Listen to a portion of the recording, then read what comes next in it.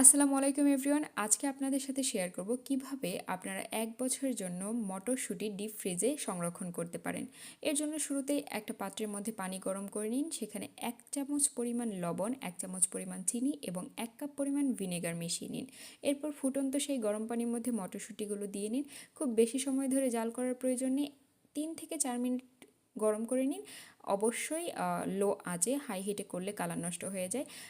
তারপর একটা পাত্রের মধ্যে গরম পানিটা ঝরিয়ে ঠান্ডা পানি দিয়ে সেটাকে আরও একবার ধুয়ে নিন। ফ্যানের বাতাসে কিছুক্ষণ শুকিয়ে দিন।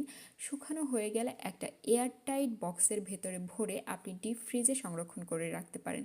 আপনি চাইলে পলিথিনও ব্যবহার করতে পারেন। সেক্ষেত্রে আপনি অবশ্যই সেটা ভালো মতো গিঁট দিয়ে রাখবেন। এভাবে যদি সংরক্ষণ করেন তাহলে মটরশুঁটির কালার নষ্ট হবে না। মটরশুঁটি সারা বছরব্যাপী আপনি খেতে পারবেন খুব সুন্দরভাবে। আমার ভিডিওটি যদি আপনাদের কোনো কাজে দেয় তাহলে অবশ্যই লাইক, কমেন্টস